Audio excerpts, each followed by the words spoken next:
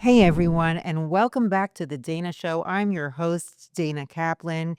Every week, I get the opportunity to sit down with inspiring people who shine a bright light on Israel and Jewish life at large. And this week is no different. I have the amazing Tal Oran, known on social media as the Traveling Clatt, who totally turned his life around after October 7th. Before, he was a travel vlogger, and after became a driving force of advocacy from Israel for Jews all over the world.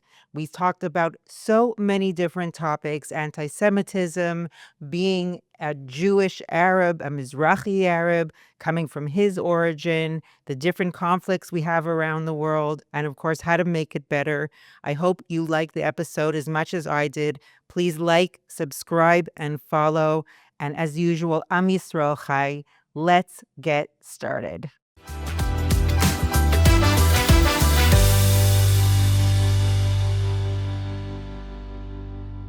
Before every podcast, I have to mention the hostages. Okay. And I always say, we could start right now. I usually just say that nothing is the same until we come back. I can't fully enjoy myself. I don't think anyone can until the hostages are all back, whether they're dead or alive. So we're thinking about them every day, and we pray for their safe return, as well as our soldiers who are keeping us safe every single day. And we pray for their safe return, and thank you so much for protecting us. And on that note, here we are with Tal Oran. Thank you so much for coming. Thanks for having me. I'm excited to be here. Dude, you came all the way from Tzfat No, from Tel Aviv area. for Tel Aviv? Yeah. Okay. Yeah. How was the train ride? It's a little long, but I've traveled this country up and down extensively. It's nothing that scares me. You don't have a car here? No, I don't have a car. I live in the center and it's too crazy to Doesn't- park. There's so many different rules. I'm like, I don't even want to deal with it. You know, like I told you before, I used to work in Mud. I used to be in an ambulance every day. Since I left, I never drive. Yeah. It's I don't want. honestly, I don't enjoy driving in Israel too. Does anyone enjoy driving in Since it's up north or something, I don't like driving here. Oh, wow. Yeah. Okay, so you and I have never met personally, but I've been following you for a while. And wow, first of all, your content is crazy. Thank It's you so much. amazing. Thank you. Amazing. How many hours a day do you work on that? All day. It's with what I do, I'm a full-time content creator. I've been like this since 2017. Yeah. It's there's no clocking in or clocking out. Your life is just, you have to sort of find those moments where you can take a break, but it's usually a full day shift and then some. Yeah. So I'll work sometimes from like 6 in the morning till 6, 12 hours, and then maybe another breaking news segment comes in at night, so I have to cover that. So there's no real framework for it. Let's rewind a little bit, Yeah. because everyone that I have on the show, I ask them about their Jewish upbringing, Mhm. where they came from, and so let's start from where you were born and what kind of Jewish education that you've had. So I was born in South Florida, and I lived amongst the very Israeli Mizrahi Jewish community down there. Back in like the early 90s, the Jews who immigrated to South Florida were like predominantly Mizrahi Israelis. So there was the biggest Israeli community outside of Israel, obviously, living there. Everybody thinks like the biggest Jewish community is in New York, and that's true. But the biggest Israeli community specifically lives in South Florida and has been so since then. And so my parents were part of a group who immigrated there in like the late 80s, early 90s.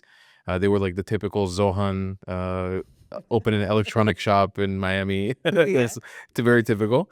And I grew up amongst Moroccans and Yemenites, Iraqis, Syrians. This is like the Yemenites. This is like the community we grew up around. And I did go to like a Jewish private school for the first couple of years, like till I was in like 4th grade, and then we moved full time to Israel. But I grew up, like many of these kids, going back and forth from Israel to America frequently. So our lives, we really have like this split personality, identity crisis. Most of us who grew up there, we grew up speaking Hebrew, usually as our first language, and English came later. Eating bamba and bisli as kids, watching Arutz Eladim, not really interacting with America, quote unquote, as in the classic American upbringing. So our values are very like, the values of this people is very Mizrahi, very spiritual, very surrounded around mimunas and holidays and chenot during weddings, and everyone's speaking Hebrew, Israeli supermarkets, shawarma spots, falafel spots, I don't know if you've ever been to South Florida, but Yes, of course. it's every corner, so that's kind of like the Jewish upbringing that I got as a kid. And your love for Israel came from your family? People always say, like, what made you a Zionist? When did you become a Zionist? How are you a Zionist if you're an Arab Jew, which is the title that people give me all Really? the time. Yeah, yeah, because the people who hate Israel, they always assume that us Arab Jews are like uh, and I say Arab Jews with quotation marks because that's not a real thing, but like they think we're like the pick-me's of the Arab world. Like we'll be like, no, no, no, we're like you because we speak Arabic and we're brown and we're this and we come from an Arabized culture, so you'll accept us, right? As long as we're not Zionists. But the reality is, my family in Iraq, for example, they were not Zionists. They didn't. There was no concept of Zionism as a political movement. It's just this eternal value in yourself, a yearning to go back to Israel. So I grew up not like my parents force fed me Zionism, like be a Zionist. It's just what was carried over. Your grandparents were kicked out of there to come to Israel. We were born in Israel. We came to America. You love Israel. It's your homeland. It's where you're from. And so it always like that love for Israel was always there. When we lived here and then came back to America, actually, I kind of didn't like my experience living here as a kid. So I actually kind of rejected Judaism, rejected Israel for a little while in my teens. I blame a lot of that on the hormones. But then as I was becoming a man, I realized the importance of this place safeguarding not just me. I couldn't be selfish, safeguarding every single Jewish person and creating a place for us where we can really self-determine, where we don't have to live under each other. And it's a process. It was years, a decade of relearning everything I learned in my childhood, relearning about our religion, about our beliefs, about our tie to this land, that made me a stronger, let's say, Zionist than I am today. I Until like October 7th, I didn't know that being a Zionist was a negative thing.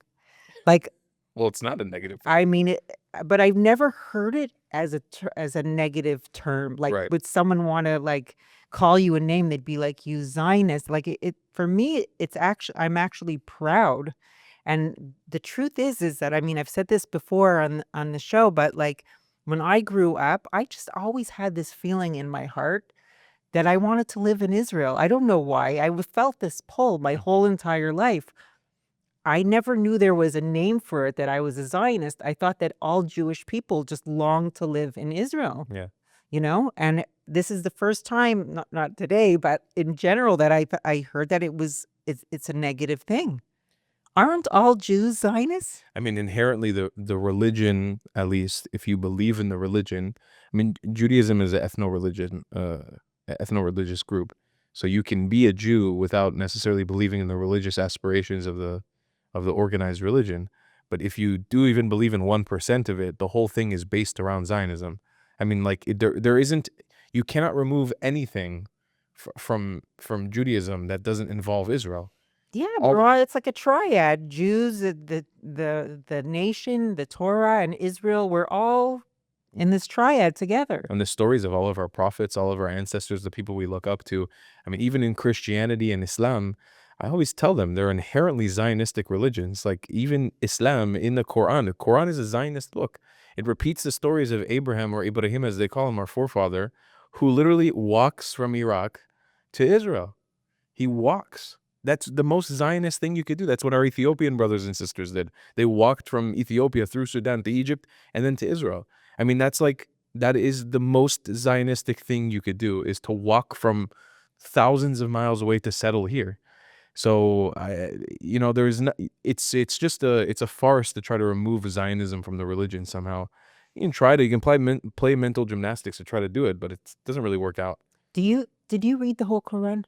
I've read it twice. You read it twice. Yeah. So when Inon was here, he said that there is a lot of things that the Muslims, they handpick from the Quran to support their views on Yeah. Israel. Do you see when you read the Quran? Because I haven't read the whole thing completely. You've dabbled. I've dabbled, but I haven't read it. If you've read the entire text, does it say anything negative about Jews?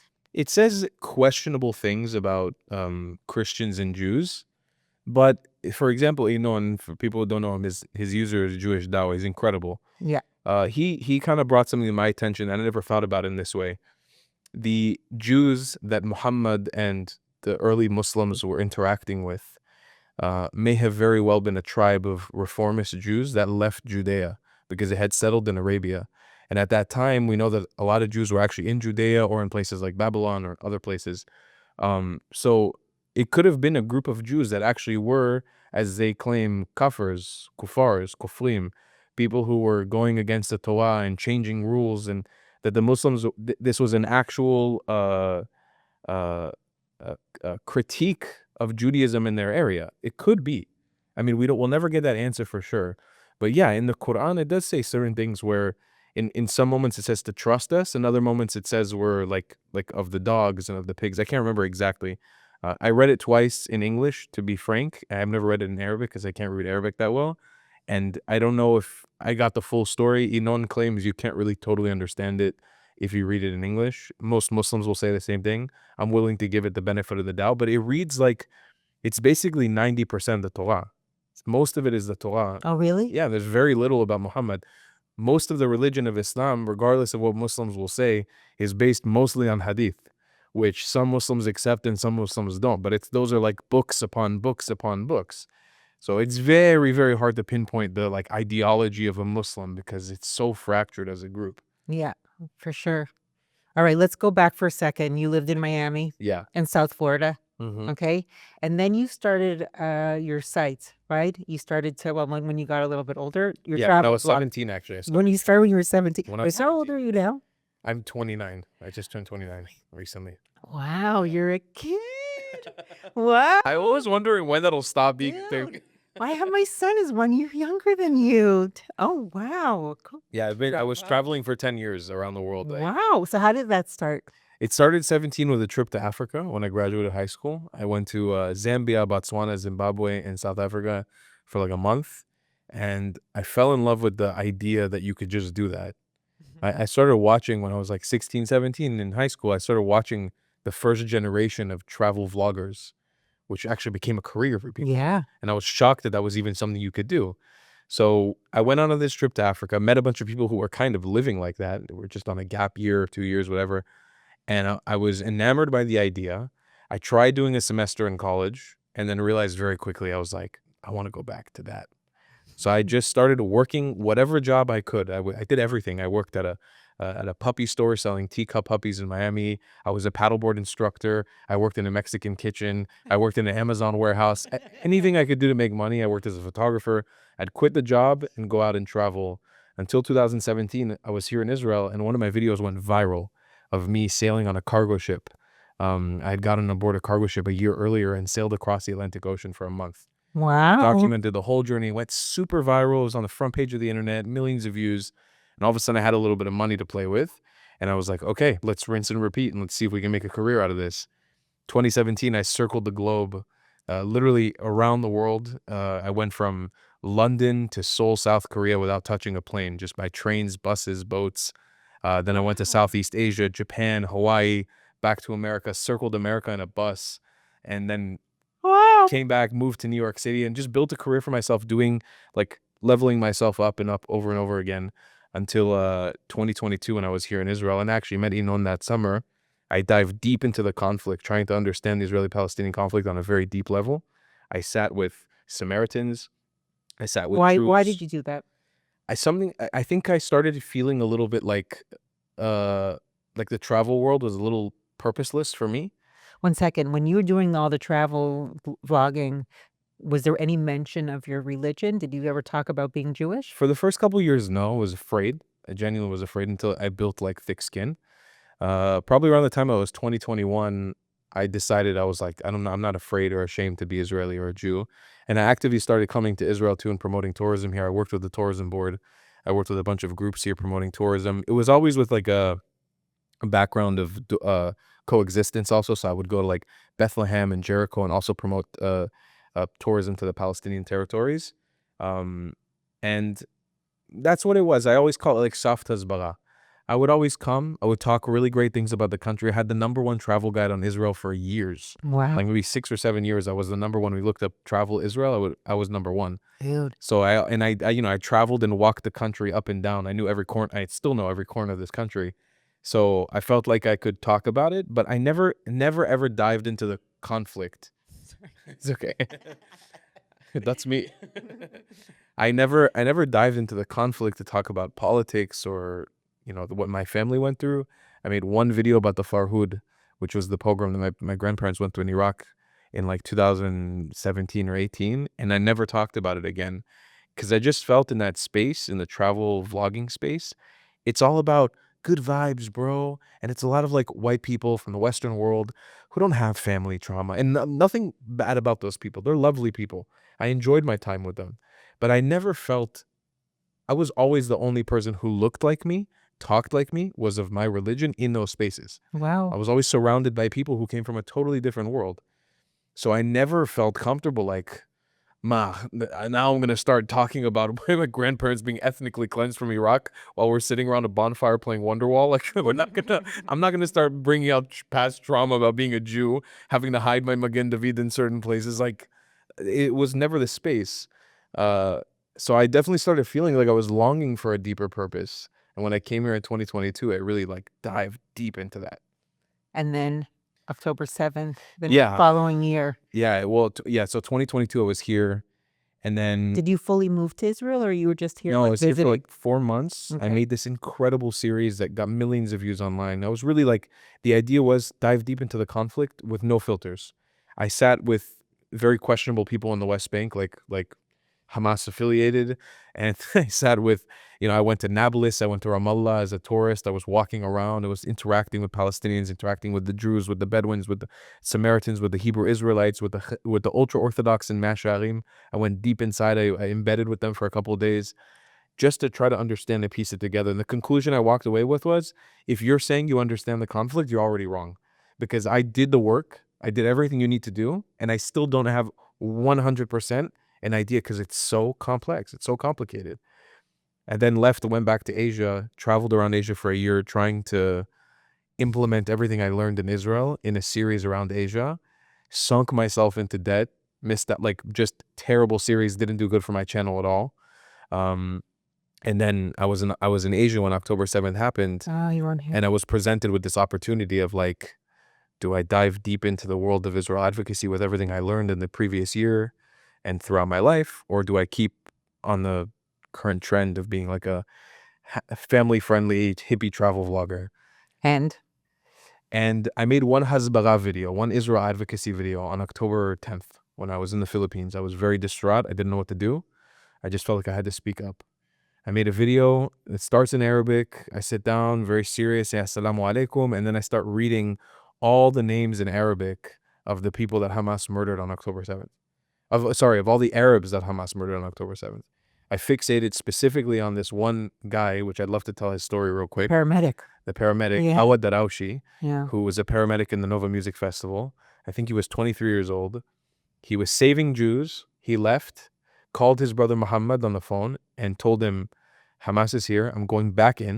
I'm going to try to save more people. And because I'm a Muslim, because I speak Arabic, I believe I'm going to be able to save more people, and I'll be able to, reason with them. And his brother Muhammad begged him not to go back in because he knew for sure this was going to be the end. He went back in, and he was found dead at the Nova Music Festival after, I think it was around 2 days after, when Saad was in there and Mada was in there. And his story really inspired me. It pushed me for a while because I saw this is my perceived enemy, an Arab Muslim of Israel. Even Arab Muslims in Israel, sometimes we perceive them as our enemies, as Jews. But I was like, no. My whole advocacy journey is based in the honor of him and the Arabs that were murdered on October 7th. I see that as the most powerful thing. They're the ones who drive me. My criticism of the Arab world, my jokes with the Arab world, my criticism of Islam, or not Islam, but Muslims and the way that they behave to us, all stems from what I saw on October 7th and how ruthlessly Arabs were murdered. It disgusted me, and it also inspired me to speak up. So I made that video. It went super viral. My first Hasbara video like took off in a bunch of Israeli circles, and then I panicked. And I said, wow, that's terrifying. This is going to change my life if I dive into this. People were messaging me, you got to dive into this. People like Nathalie Dadon shared it, and all these big people that I didn't even know at the time were sharing the video all over the internet. And I was like, I don't know. I don't know if I should dive into this. And this was just a feeling that you had to make it. You had no It just came plan. Yeah. The Mossad didn't pay me, I promise. Nobody's ever paid me. No organization really has ever paid me. But I just felt like I had to say something Because I had friends who were 1 minute with me in the Philippines who had to literally deploy in Gaza 24 hours later and were leaving in mass. And I was in the Philippines sitting there with my arms like, what am I doing? Like, what should I do? What does one do? I'm not a soldier. I didn't serve in the army. I'm not qualified to go and help. What can I do in this situation? I have 250,000 subscribers on my YouTube channel. Maybe I can do something. So I made a few videos and then I panicked. Then I sat for 3 months and I just thought and it's actually a period of time that I'm not so super proud of. If I'm speaking honestly, I'm not proud that it didn't come to me automatically to just jump into it. But it was also this big decision of I'm deleting everything I worked on in the last 10 years. Like, I know once I dive into this, there's no going back anymore. Really? Of course, the IRGC, you become a target immediately. You become a target of all the terrorist groups. And I have a big platform, I had already a big sizable channel. It's not just the easy thing to say, all right, You lost a lot of followers? tons in the beginning, tons. Lost a lot of followers and a lot of friends. I lost all my Really? sponsors. Yeah, I lost every single sponsor I had on my YouTube channel for the first 10 years, which were basically my rock. They were the ones that made me money, was my sponsors, Why? because I was talking about Israel.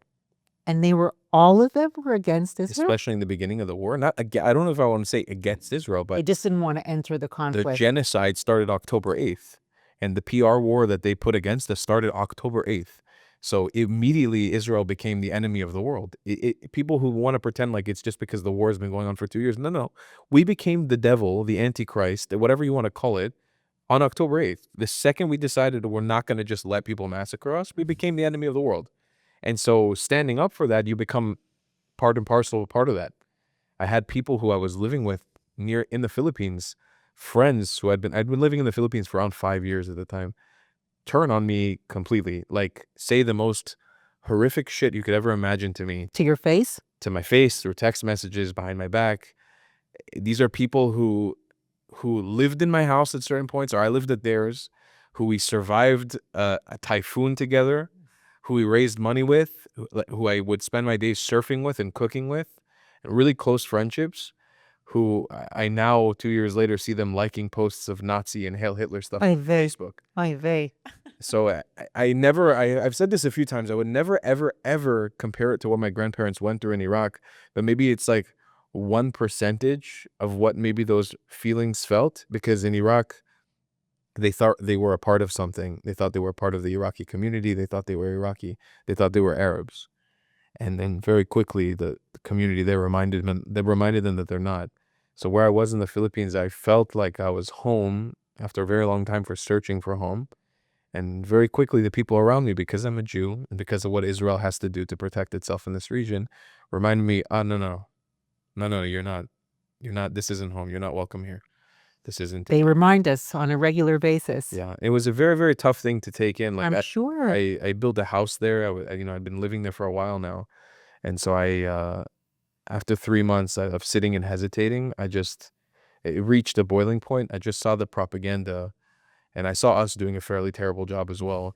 And I was like, now I actually feel like I'm needed, and I feel like I might be an asset to the PR war. I'm going in, and I packed my whole life up. I sold everything, one suitcase, put it all in, flew one way to Israel. No plan, no nothing. And you made Aliyah? It's complicated, but yes, kind of. It's complicated. The Aliyah process is complicated. Yeah. Specifically for me too, because I lived here in the past, went back. So it's not, I wouldn't say I'm not like Aliyah, like a typical Aliyah. But yes, something like that. But it's Aliyah with purpose. It's itnatavut. It's like I consider what I did the first year and a half, like as close as it can be to my national service or to my army service, because I was homeless for 3-4 months. I was sleeping on people's couches and on the floor. I have family and stuff, but like none of them are in a good position to be able to host me. So I came here without a support system at all. Wow. And I was basically like just wandering around from people's houses. I sunk myself into debt paying for rent month to month here, and for editors to create the content I was trying to do, until like last February, where it really hit very big for me on all the platforms, and I actually started making money and turned this into a career. But for a year and a half, it was very, very, very difficult. What's your lesson from that? What do you learn from that experience? Honestly, is a belief in Hashem. Like I doubted myself a lot throughout the journey. I had a lot of moments where any of my friends know, actually not just my friends, but my community on YouTube knows, people who are watching this are probably going to know, who are from YouTube, how much I spoke about money in that year and a half. I lost who I was. Like, I was so stressed under financial burden and not knowing if this was the right decision. I kept on doubting myself because I have to explain. I went from living in the jungle in a universe I had created for myself, a very peaceful reality where I had access to travel anywhere I wanted, whenever I wanted. That was my job. If I wanted to wake up one day in Kenya, I could wake up one day in Kenya. If I wanted to wake up one day in Bangkok, that was my job. It was a very self-serving reality. There was no higher purpose to it other than what I perceived was inspiring people to travel, which I think is a good goal, but it is self-serving. And I went from that and surfing every day and partying and eating good food to on the floor of my aunt's house in Jolon, yelling at a camera about politics and live streaming about the war and going to Kibbutz Be'eri and seeing the horrific things that happen and going to the Nova site and running from missiles. And it's like a 180, 360 doesn't even explain the shift in reality. It's a totally different universe. And people who know me from then, from just 2 years ago, say, like, you're unrecognizable to who you are today. The reality is he was in there. It just like he didn't have a reason to come out. And it was a very, very, very, very like big mental switch that I had to make in my mind. And how do you feel about it? I love it. Yeah? I love it. Do you like who you've become? Yeah, absolutely. I mean, it's different. It's not the lovey, like gushy person that I was before, because I think I'd always represent myself as a kind of a bit of a teddy bear. But it's what's needed. Like, I always look at it as like, I didn't make these rules. I didn't make this framework for the way we have to fight, especially the media war. It's dirty. It's nasty. It's full of lies. It's full of propaganda by corrupt governments who are funding it. Like, I mean, the paper trail is so easy to find from Iran and Qatar and Russia and China, who are funding and embezzling just Western society and Israel to make us look bad. And I've seen it with my own eyes. I'm a regular person that's not funded by anybody.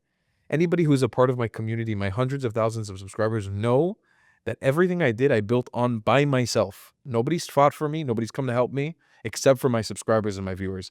No government agency, the Israeli government has ignored me when I've reached out. So I don't get assistance from anybody. And that's the type of thing that in your head, like if you build it up on your own, if you work towards it, I really, really believe at the end of the day it works out. Who are you targeting now? Arabs. And It's, you it's think that always been Arabs. you're Arabs who are against Israel. Doesn't matter. Any Arab. Why?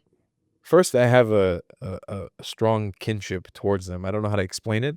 I have this love for them that I don't know how to explain. It's just a kind of love. I don't know where it comes from. I don't know why. It might be spiritual. I just love these people so much. I love them with all their craziness and with all their racism, with all their violence, and with all their good things too, with all their music and their food and their culture. And I just see, like, once I understood the reality of the Middle East, like the picture, I couldn't shut up. I was like, everybody has to know. We're being lied to. We're being scammed in front of our own eyes. And no one's talking about it. No one's doing anything about it. Wait, do you think that we have a better chance of having a successful relationship with our Arab brothers, right? Than we don't? Meaning, like, right now, we see all the pro-Palestinians and all of the guys that you even speak to online, Yeah. and Inon speaks to online. They all seem to be very against Israel and Jews. It seems like it. It seems like it. It seems but like it. but are they really, or do you think there's a chance that we can find some common ground? Here's what you have to know about our enemies / perceived neighbors, or sorry, neighbors / perceived enemies. They are confused. They have an identity crisis. They're struggling and they're begging for help. And we have done a lot of what we thought was a good thing for us and for them and for the world, but we've done a very bad job. We, as in The Jews in the state of Israel, okay. and American Jews or Western Jews. We thought we were doing a good thing by either trying to distance ourselves, two-state solution, you guys here, a very European model. We're going to be a democratic, liberal, LGBTQ. We're trying to do everything fit all the molds of the Western world without realizing that our neighbors, that's just not them. And that's not the region we're in. And the reason why I think I have a lot of respect of Arabs who watch my content, a lot of them, they can't say it outright. They have to message you in private. The reason why is because I speak their language. I try to speak in their mind. I'm trying to explain or see the world in their way, in their shoes. So first of all, 100%, I think we have a way better chance of peace now with them more than ever, even with the current context of the war. Because you have to remember something. Arabs are not Arabs. If people think this whole region are Arabs, they're not. It's a scam. That's a lie. It's the biggest scam in the world. We are living in a region dominated by a colonial empire that still exists. And it's begging and drawing and trying so hard to stay alive. And you see this in every aspect. But talk to the average Muslim, talk to the average Palestinian, talk to the average Arab. They all hate each other. There is no unity. This concept of the ummah, this one unified, glorified Muslim family, it is a sham. It is a lie. The Sunnis hate the Shia, and the Shia hate the Sufi, and the Sufi hate the Ahmadi. Sorry, they don't. Sufis and Ahmadi are great. But, these different groups in every country you go to, and I've traveled through Muslim countries extensively, they hate each other. It's just a sham that they're all unified or together. And when you wake them up to who they really are, I always put it like this. Imagine an Egyptian kid, or even an Iraqi kid, growing up in the streets of Cairo, of Baghdad, Muslim. His whole life, people are telling him he's an Arab, which means he came from Arabia. He's a descendant of Muhammad, the holy people. But he's looking around, and he's seeing these massive pyramids. And in the ones in Iraq, they're seeing these massive ziggurats, which are like a pyramid-like structure. And they're like, but who built this? Well, also you. Like, what do you mean? I built this and also I came from Arabia? How does that work? You live your whole life with this duality, with this identity crisis of, I'm this, but I'm also this, or I'm the mix. What am I? You can't have national aspirations because you have an ethnic aspiration. And above your ethnic aspiration is your religious aspiration that's trumping all of it. And it's all telling you mixed messages. And that's, I really believe, by the way, the same thing that's happening with quote unquote white people in the West losing their identity and feeling bad about themselves, mass shootings, the cultural phenomenons of what's happening with trans issues, and how it feels like white Western culture is fracturing. Mirror that image, Arab world, it's the same exact thing. Really? It's a colonial empire fracturing. They don't know who they are. A Moroccan is told he's an Arab, but he doesn't believe he's an Arab because he doesn't feel Arab, because he doesn't even speak Arabic. He speaks Dereja, which is a different language, which is a mix of Amazigh. But he's told he needs to have unity and loyalty with his Arab brothers and sisters who don't even respect him as a real Arab. Imagine growing up like that. So what you're saying basically is that, I mean, maybe we can draw a little bit of a connection if the Americans now, because of their lack of identity, are so gullible and ripe to receive information, whether it be true or not, then maybe you're right. Maybe the Arabs here will be susceptible, will also be more willing to listen because they're struggling with their identity as well. Yeah. Do you think you can make a correlation between those two? And I do all the time. This is part of what my work does. Not all of it I can publish because it'll put them in danger, but I've had this conversation specifically with Palestinian Christians often. Mhm. First, saying the word Palestinian Christian is like not an oxymoron, but it negates itself. Right. That doesn't even make any sense. 'Cause Right. if you're a Christian in Palestine, that means you're acknowledging the fact that you are probably one of the first followers of Jesus in this land, and you've kept that, which means you are a Jew. Like, you are Jewish. There's no question about that. You're an Israelite. You're from this land. You can't remove yourself. There's nothing Palestinian about you. And many times when I have that conversation with Palestinians, they're like, well, yeah, I don't feel Arab. I just speak Arabic. They know deep down inside that they're not Arabs. They feel way more connected to the land. When it comes to Muslims, it's a little more complicated because there's obviously people who did come here from different parts of the Middle East. There's some that did come from the Arab countries, or some that came from Syria, from Iraq. But something to remember, that we use this in our propaganda all the time, and it's not healthy. Even if they came from Lebanon, or from Syria, or from Jordan, or from Iraq, they're not Arabs. Those aren't Arabic people. Those are people that were colonized by the Arabs. The term is Arabized. They were forced to convert their religion and their culture. And it's so recent. It's the last 800 years the Middle East became Arab. Before that, there were still Arabs here speaking Aramaic. Here, When the Qom Dina happened in 1948, there were Arabs speaking Aramaic here. Wow. Those were probably original Jews. You know, that just like they were forced converted, Christianity and Islam, Samaritans. It'll blow your mind when you go there. There's people in Nablus, Muslim women in Nablus who consider themselves Palestinians who do Jewish customs, like lighting candles on Shabbat, and they don't know why they do it. Are you kidding me? I'm not joking with you. This is a common thing all over Palestine. It's been a common thing. A lot of these people are inherently have roots to Judaism or to Israelite culture or to at least the people of the Levant. So it's the biggest scam in the world, and we've also been a part of that problem where we just acknowledge that everyone in the Middle East is just an Arab Muslim, or just because the majority are. There's a much clearer picture, but we don't see it because it's easier to be, and this isn't me like pinning people for being racist, but it's easier to be racist than just be like, well, all of Africa is just black. They're all Africans. What do you mean? The people in East Africa are completely different from the people in West Africa. North Africa and the southern part of Africa, unrecognizable from each other. They're like 4 different continents. And even in there's diversity. So we're just going to pretend that from Morocco to Iran, everyone's the same. Oh, but you know what? If you look at, tell me if you think I'm right. But who I feel the worst for, especially in Israel, are the Israeli Arabs that live here. Whether they're Christian or Muslim or whatever. I've had friends from work who were both Muslims and Christians, and they really get the brunt of like the what's it called? Persecution, or they, because they're right in the middle. Yeah. They actually, like from the conversations I've had with them, they were like, they don't want to have an Arab leadership here. They love Israel. They love their freedom and their rights here in Israel. But every time there's a pigua, every time that there's anything bad happening with Gaza or whatever, they get the shit Yeah. because they're Arabs.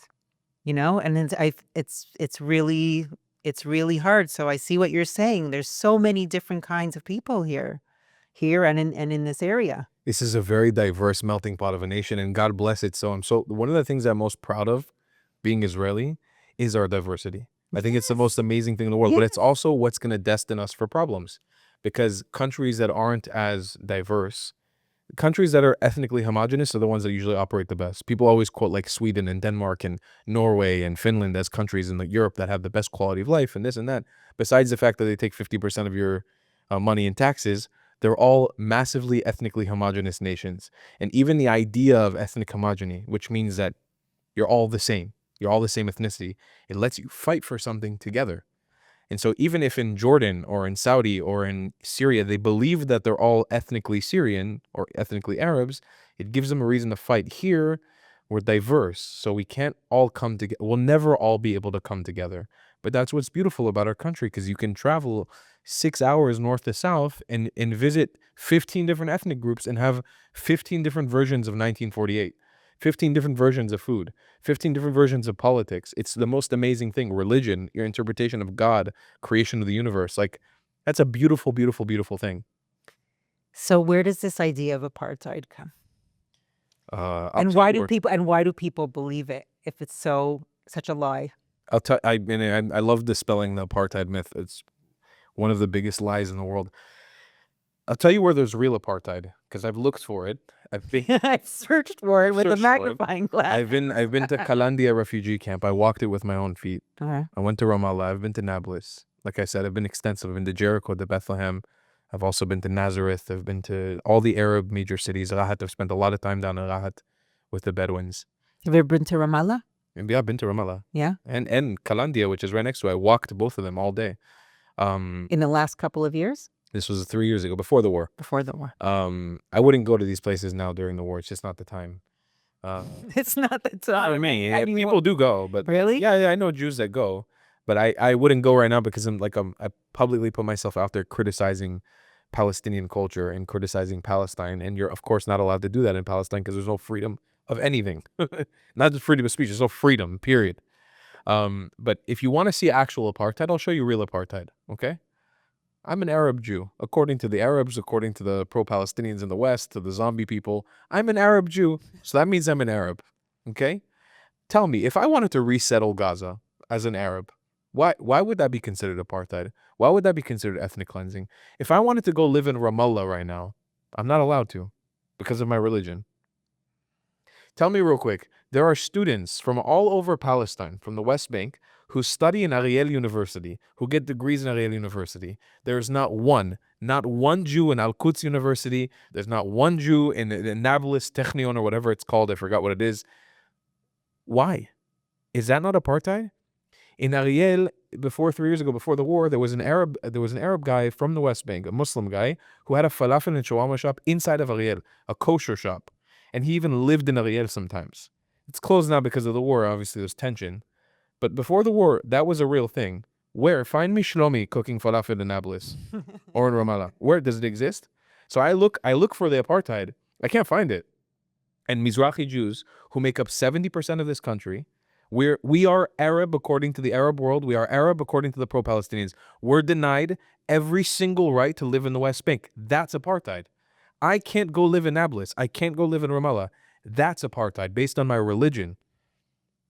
It's worse. It's not even my ethnicity. It's my religion. So because of my belief system, because of my belief in Allah, because of my belief in God, it's a different interpretation of yours. You're going to discriminate against me, and you won't not just allow me to live there. I can't travel there. I can't go shop there. I can't interact with people there.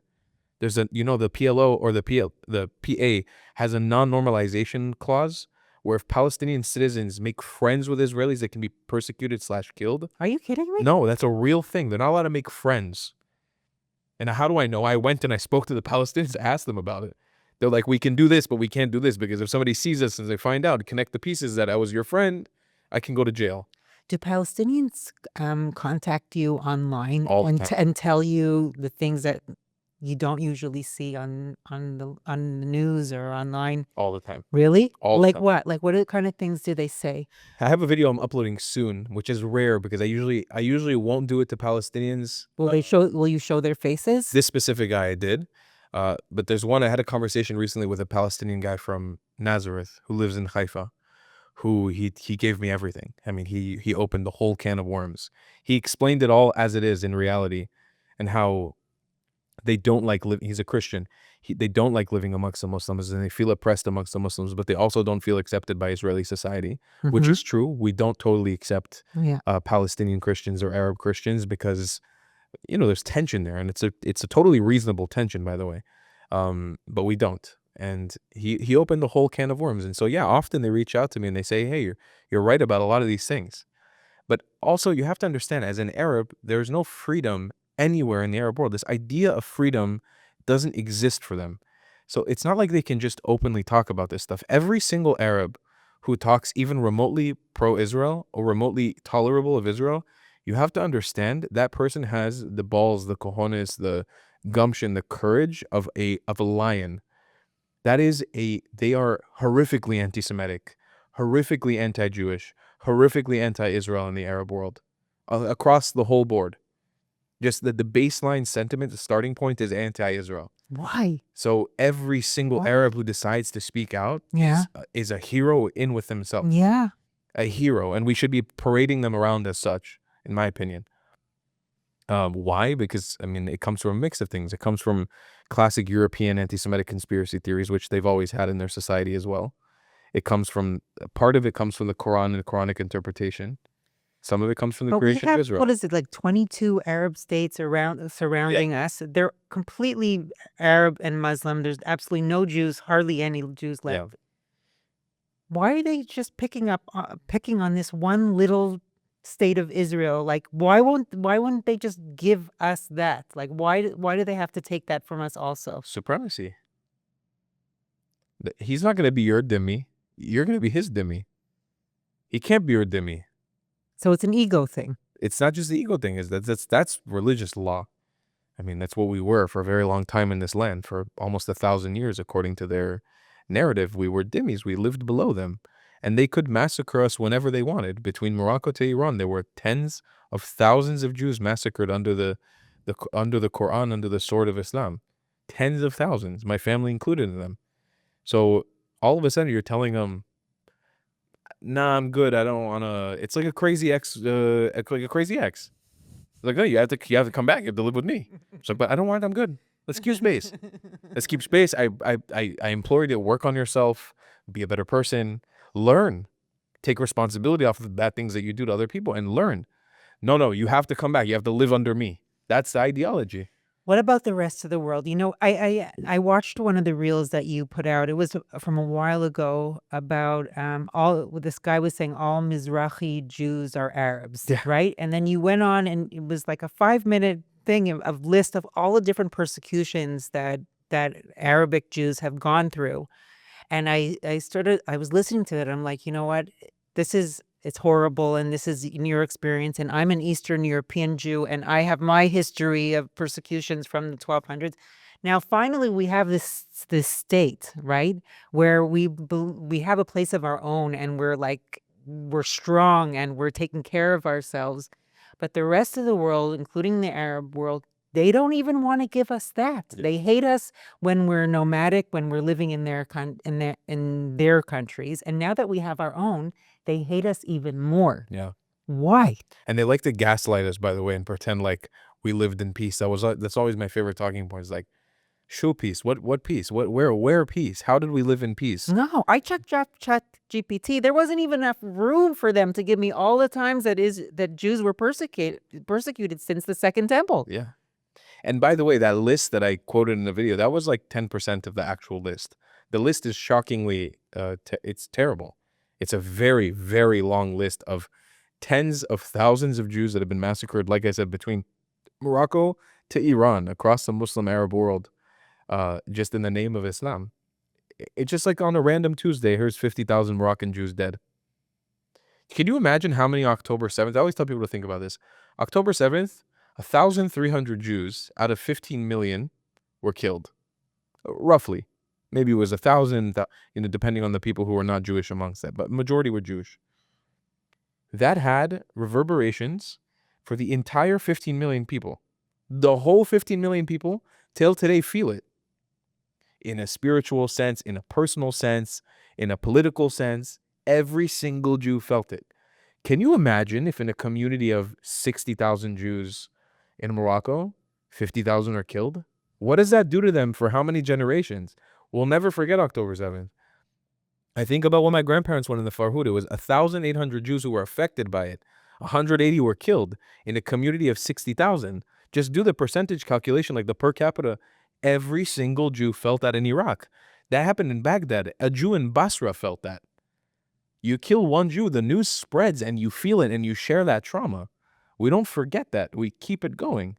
Can you imagine how many October 7ths we went through in the same exact style, the same ferocity, with swords, not with guns, with swords, coming to rape and to butcher and to kill and to murder in the whole Middle East for 1,000 years? And I think about it and I'm like, man, this makes sense. Why do they keep doing it?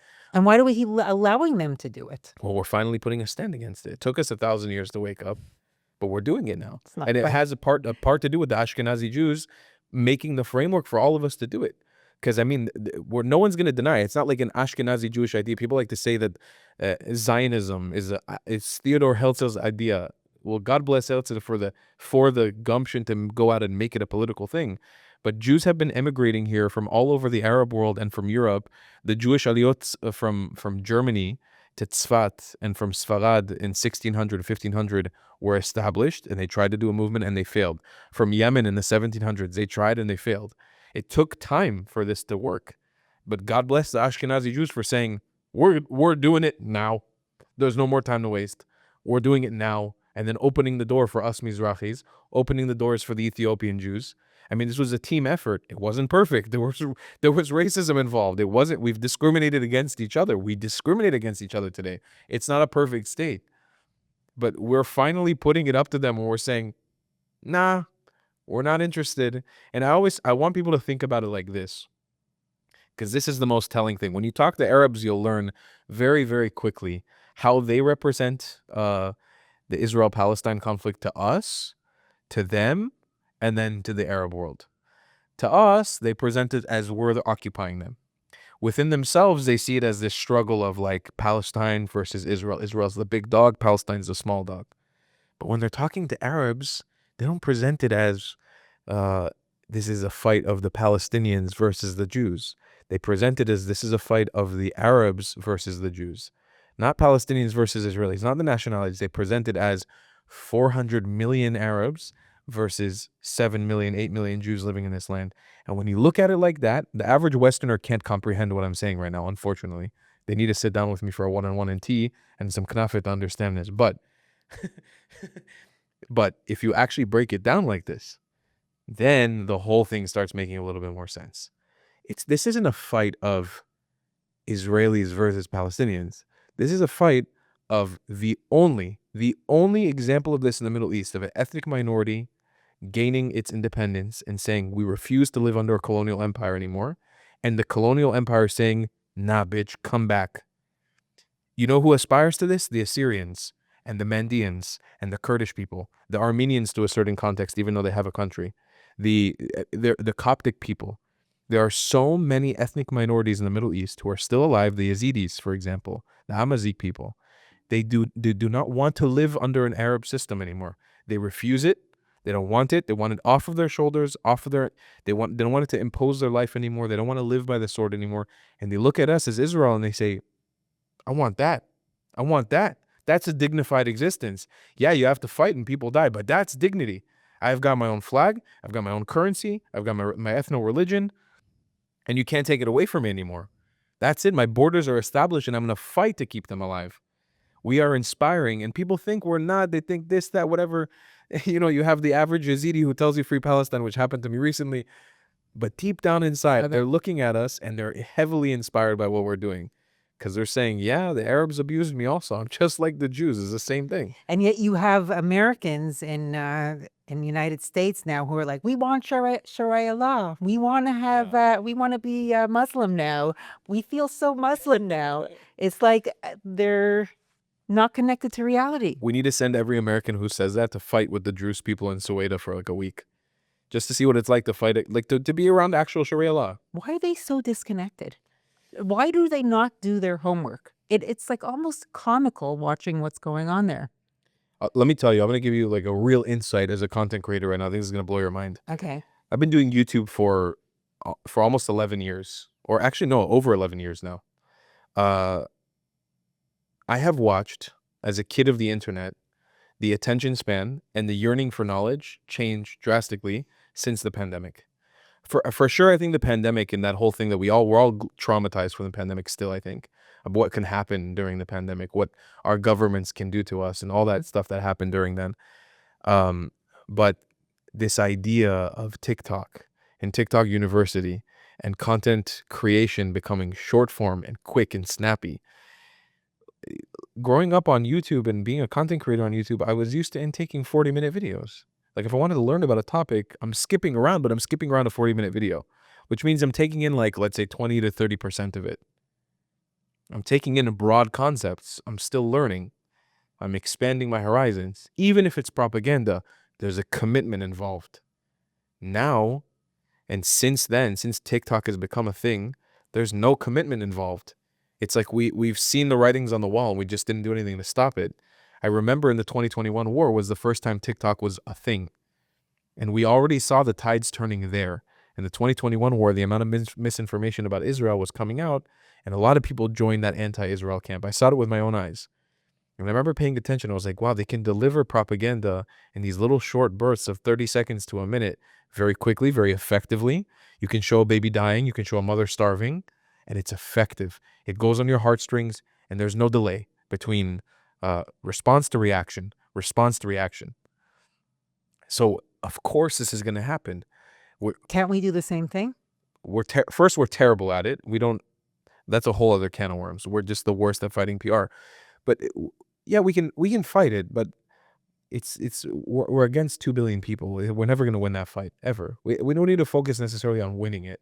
We need to be a little more clever, I think, about how we go about doing it, which I have plenty of ideas. But you're against a fight that's grossly unmatched. You're never going to be able to win that fight. I mean, if you want to say 2 billion, that's just the Muslims. There's another 2 billion Christians out there. Maybe even 25% of them just hate us just by default. Maybe another 50 are kind of open to hating us. The odds are stacked against us. You can't fix that. But the core main issue of it is how we deliver information today is terrible. It's cancerous for our young people, for everyone. And I see, because I'm a content creator on TikTok, I get millions of views there. It's just the worst. It's the worst app in the world. It ruined the internet. It ruined what was once a beautiful place of storytelling and this transfer of ideas. It's all propaganda now. Yeah. It's all propaganda. Yeah. Against ourselves and hating ourselves. I've seen for the last 10 years a deep-seated effort from around the world coming on the internet of making people of European descent hate themselves. It's the worst thing in the world. Like, I have my quarrels with whatever white people are, whatever people of European descent, but we have like actively told, as Western society, we have told white people to hate themselves. If it's Germany, if it's Italy, if it's France, if it's people of Polish heritage in America, What do you mean hate themselves? we In have what told way? them that they're the colonizers, that they don't have culture, that they don't have religion, that they don't have this. And that's what happens in Western society now, where they're just being taken over. They're being Arabized, Yeah. for lack of better terms. Yeah. We've told these people who, I'm sorry, I've traveled to many white countries, again, whatever that means, because Albania is white and so is Portugal, and they couldn't be more different from each other, historically, culturally, everything. These European countries, these people of European descent, they're a part of an incredible framework of history. We shouldn't be condemning any group of people and telling them that they're all terrible. That's not how history works. It's not how society works. We keep doing this. We keep accepting it. We keep watching it. So when I scroll through Instagram now and I see videos of like the East London mosque blaring out doing the muazzin, and AI generated videos of London in 2050, I'm sure you've seen this. Yeah. And the comment sections are coming from like Bangladeshis and Pakistanis saying, yeah, you deserve it. This is what happens for colonialism. And the white people aren't there. The Europeans aren't there to say, no, we're taking our countries back. It's kind of happening. Yeah. What do you see happening in Europe in the next 5-10 years? What's going to be there? I think in the UK is like maybe the last shred of, and I think that's because they left the EU, that they might be able to salvage it, even though there it's already very far gone. Oh, yeah. But either there is a wave of people waking up to it, to wanting to not lose their country. I think in places like France and Germany and Switzerland? Switzerland, Sweden? maybe has a chance. Sweden for sure. I think the Netherlands, Belgium. I'm not sure what will be. I'm not sure what ethnic fabric, what cultural fabric will remain in these countries long term. And the form of Islam and the form of Islamism that arrives in these places, I'll give you the litmus test. Whenever I go on these Omi TV conversations, I open up, usually I target Arabs. Specifically, I'll start with Assalamu alaikum. 90% of them say alaikum salam. It's always the ones in the West, in the UK, in France, in America, who will only say alaikum. What does that mean? That's like if I said to you, shalom aleichem, peace be upon you, and you just said back to me, upon you, instead of peace. It's this form of Islam that's not real Islam. Because if we think about Muhammad, if we think about any of the early Muslims, if a Jew, which they had much respect for, they had problems, I'm not saying it's perfect, but they had much respect for Judaism. If a Jew would come up to a Muslim and say, peace be upon you, they would always return the favor and say, peace be upon you, or upon you peace. These Muslims in the West, they're actively choosing to remove this one little word out of their greeting. And this feels like a weird point to hark on, but you have to imagine the brainwashing, the cancerous ideology. I'm dehumanizing you so much. I refuse to interact with you so much that I can't even wish peace upon you. And they'll explain that to you.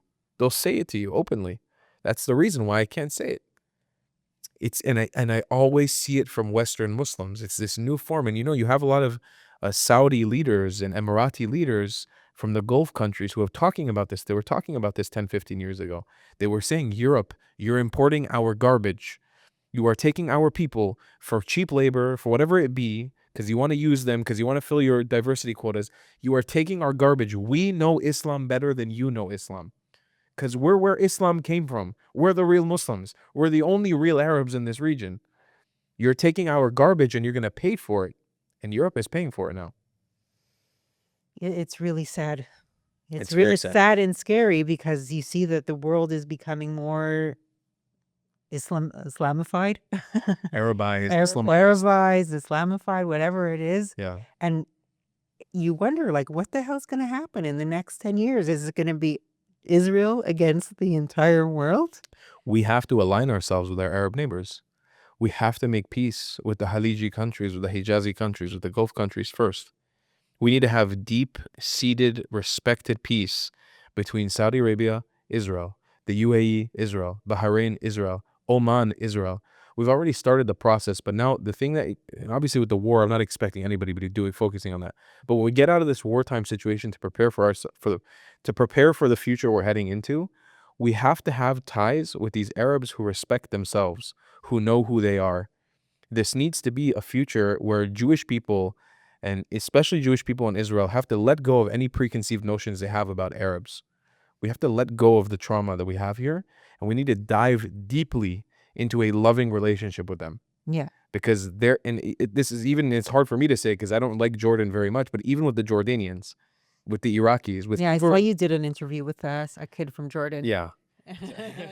Not a huge fan of that country, but there's people there who reach out to me frequently because it's Really? yeah, all the time. Actually, it's probably one of the countries that reach out to me the most often. You're like, you saved us with you were our buffer from the That's just me missiles. trolling though a little. Yeah, and he's like, no, I didn't. I didn't help Israel. Like, yes, you helped us.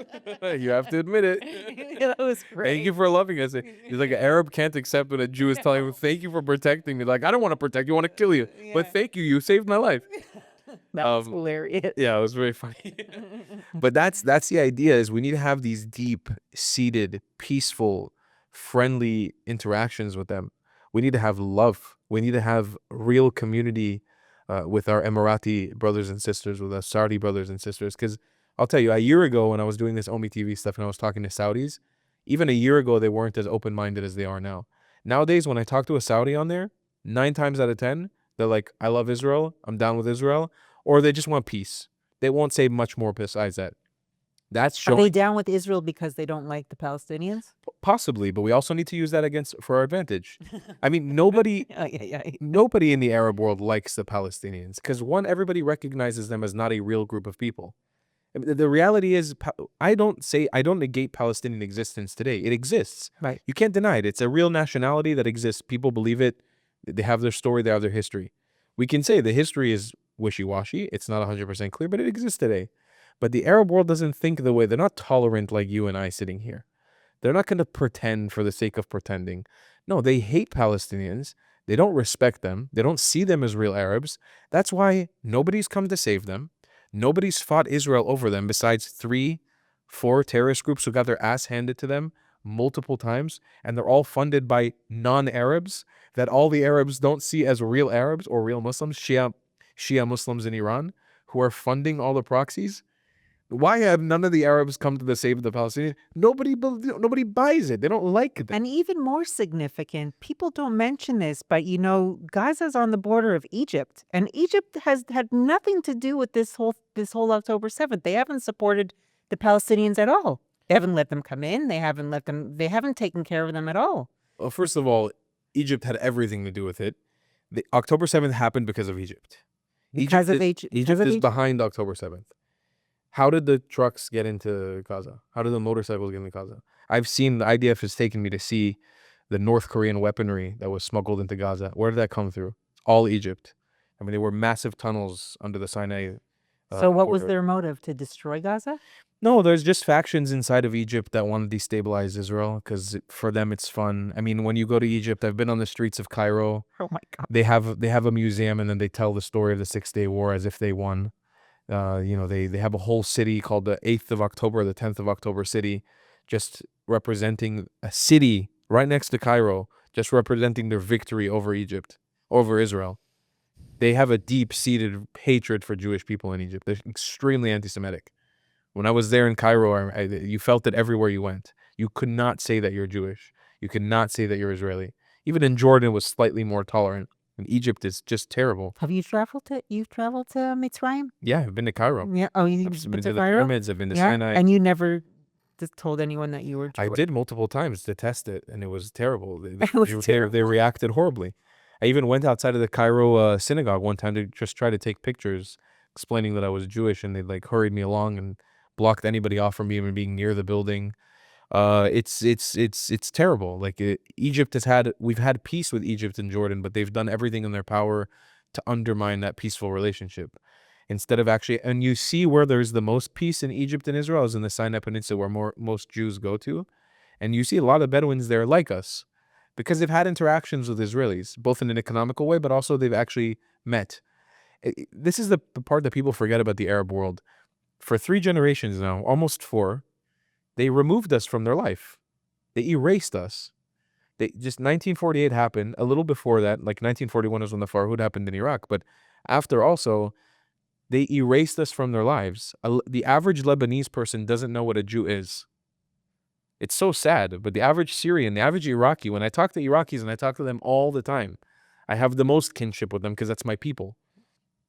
They regret, they feel bad, but they don't know what a Jew is. They know a caricature of a Jew from TV and media and the news. But when Saddam Hussein took power, for example, in Iraq, he erased Jewish people from the roster. He erased that the memory of Jewish people were even there.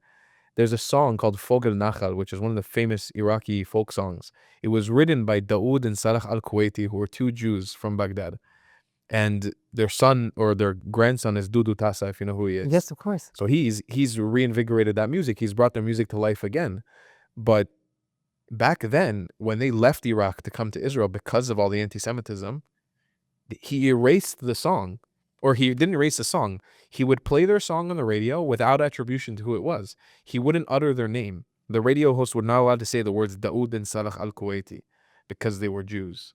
These are those little things that when you brainwash a society and you get to the point where we're at today, and again, we've done a shit job at PR, especially in the Arab world. We just haven't done it. And fair enough, we've had a lot of trauma. I'm not blaming us per se, but we've done a very bad job at it. They don't know who we are, our Arab neighbors. I'm trying to come from a perspective of I'm trying to reintegrate myself in the Arab world. I want them to know, one, that we're strong and that we're not afraid of them in any capacity. Actually, I will say, they're the people who scare me the least in this world because they're super predictable. Like Arabs they only think in one, a lot of Arabs only think in one way because they're brainwashed. Right. A lot of them don't think like around, hey, maybe this Jew could have been, no. I've been told this is the devil, so I know. So it's very easy to go around and undermine that brainwashing if you know how to do it. And it's with a lot of charisma, it's with a big smile, it's with religious doctrine, and it's with history. When you bring them undeniable facts, a lot of times unlocks this idea. And the biggest thing is giving them a new identity. I've learned that when you approach the average Egyptian or the average Arab or the average Iraqi or Lebanese or Syrian, and you tell them, Habibi, you're not an Arab. The first thing is, their first reaction is like denial and anger. And they're like, how could you say this to me? Of course I'm an Arab. Arabs have been here and Islam is the first religion and all this and that. You get through that, let them vent. And then like, okay, so who built the pyramids? Who built those ziggurats?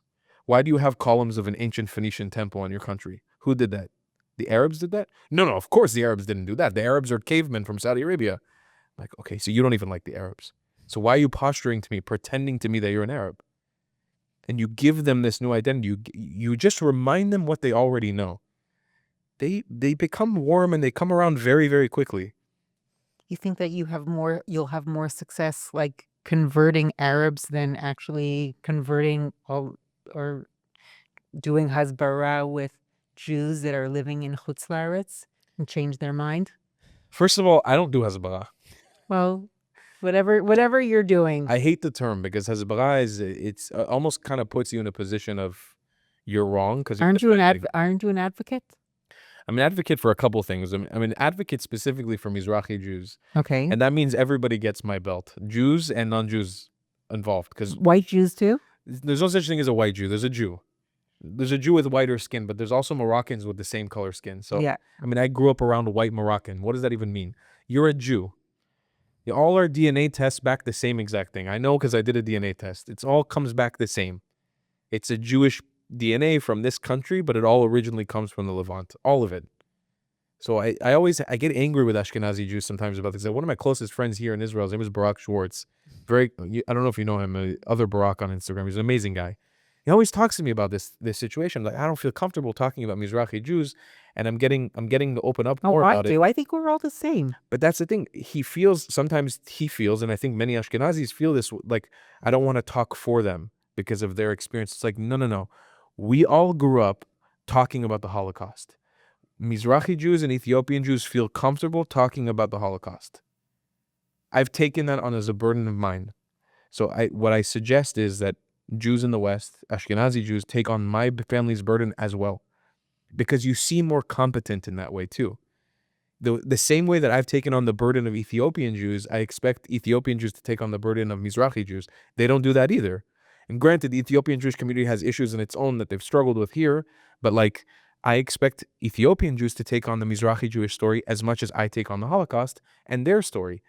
I carry, a couple of years ago, I was interviewing this amazing lady named Geula. She lives in Kiryat Gat, and she's the host of the Beta Israel community. She shows what life was like for the Ethiopian Jews. She was telling me her story of walking from Ethiopia through Sudan and getting picked up by the IDF in Sudan. And this perilous journey, that is a part of my story now. I don't say it as the Beta Israel experience that. I say it as I experienced that. That's my family. That's my story too. Every single thing an Ethiopian Jew went through coming to the land of Israel is a part of my struggle. In the same way, every Tunisian Jew, even if I have no Tunisian family, or every Lebanese Jew, or every Moroccan Jew is part of my story. In the same way, what happened in Auschwitz, and what happened in Germany, and what happened during the Inquisition, it's all a part of my story. So we come off as way more competent when we're able to explain that as an individual. Yeah. And so I think I'll have success with Jews in the West who don't feel threatened by that.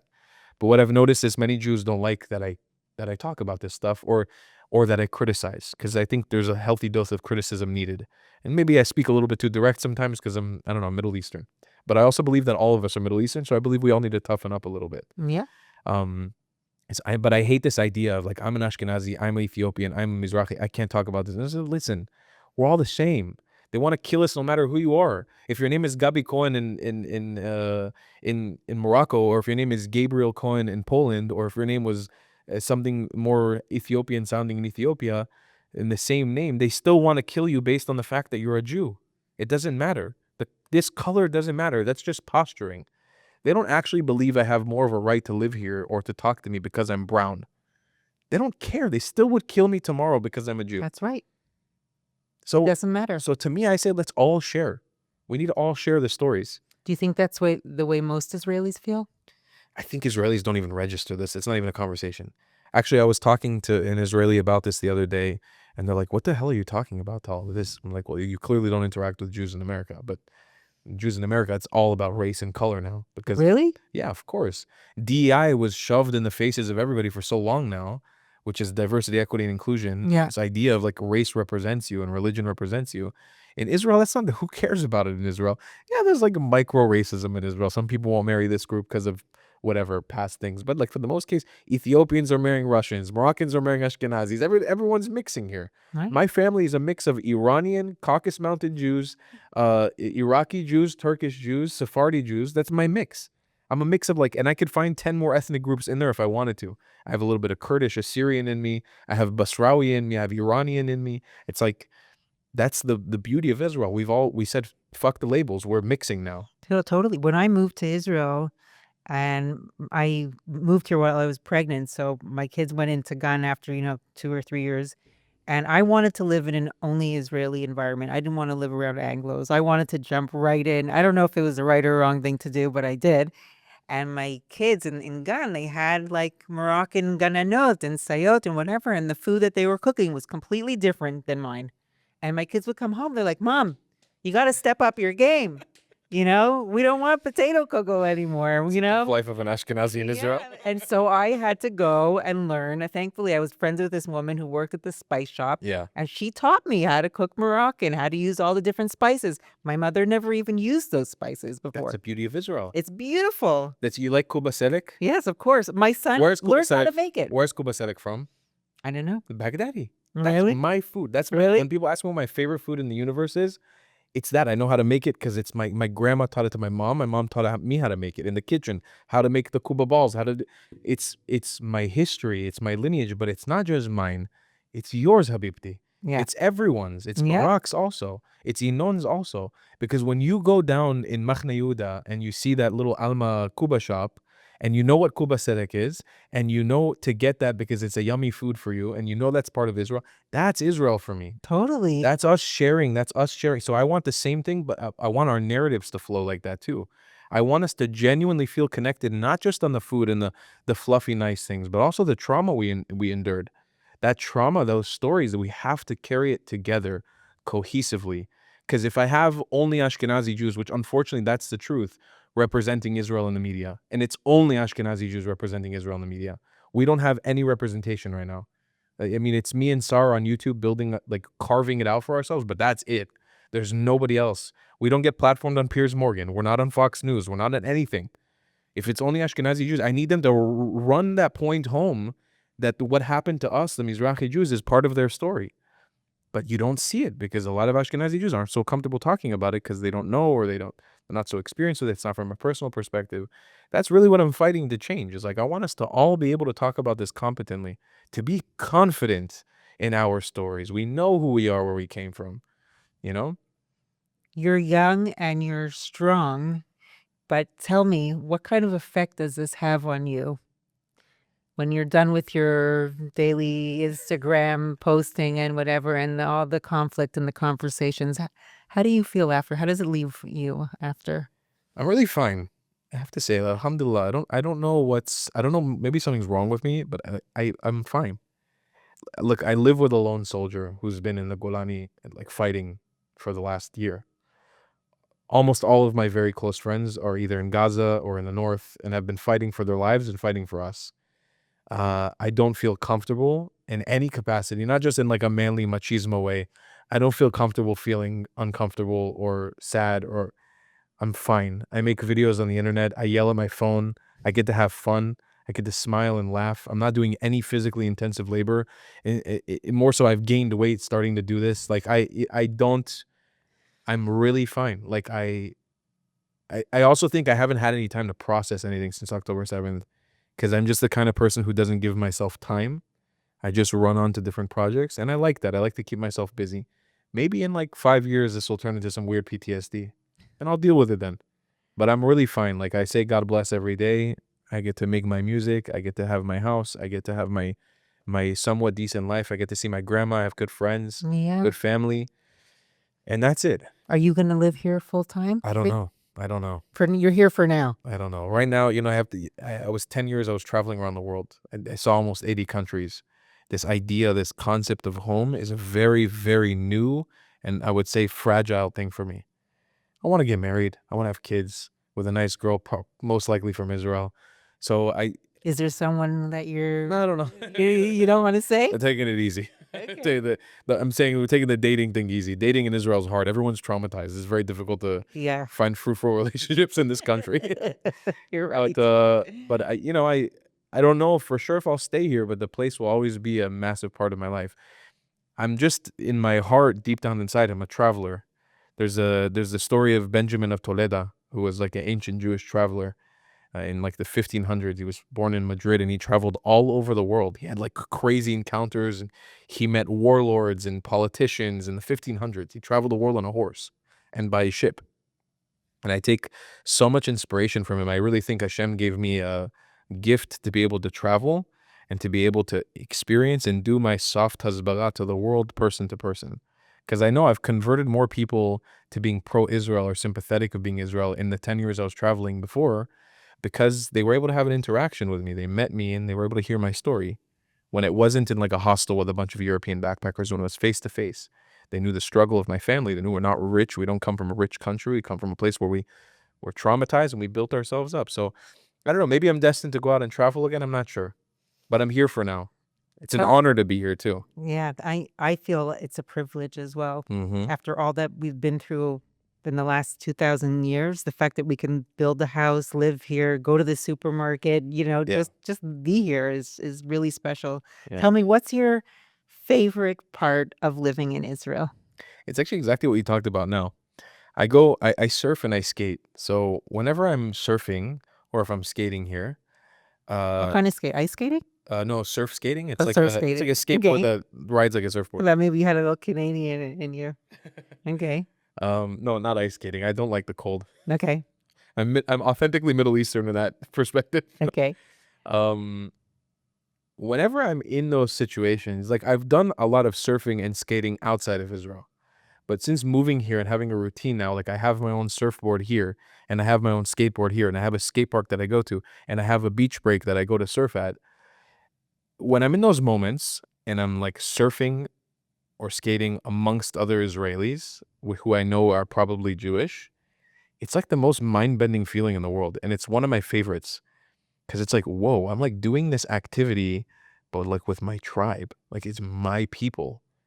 And it's so weird. It's like a weird thing because sometimes somebody will do something, they'll drop in on you on a wave or something, and you're like, oh, that guy sucks. But then you like remember for a second, it's like, but damn, that's my people. That's like, that's so cool. Like imagine 70 years ago explaining to my grandparents in Iraq, your grandson's gonna be surfing amongst millions of Jews in his own country with his own passport in a country that speaks Hebrew. They would have been like, what is surfing? What is a passport? What do you even mean? It's the craziest reality in the world to be doing these seemingly mundane activities amongst exclusively our people. It's incredible. Like it's the biggest privilege in the world. So I find a lot of joy in those little things. Those are the things that, because living in Israel can be tough. Really. and people can be kind of hard to deal with here. Israelis are like they're a tough group of people. But those little moments, like those tiny moments, are kind of what keep it going a little bit. 'Cause I'm like, damn, that's what I'm fighting for, actually. Yeah, the bigger picture. Yeah. Anyway, I want to really thank you for coming. Thanks for having me. For spending time with me. And I want to thank you for all that you're doing for our nation and our people. And I really believe in you. I think that you should be on Pierce Morgan. I would prefer you than all the other dorks that have been on. Well, they're not dorks. They're all great, but you have a lot of information, and you're also from this region, and you have family from this region, and it would make a lot of sense for you to be there. So I wish you a lot of success, and thank you for all you're doing for us. Thank you. We should see only really good things here and be friends with all of our neighbors. I agree. I'm Yisrael Chai. Thank you for watching and listening.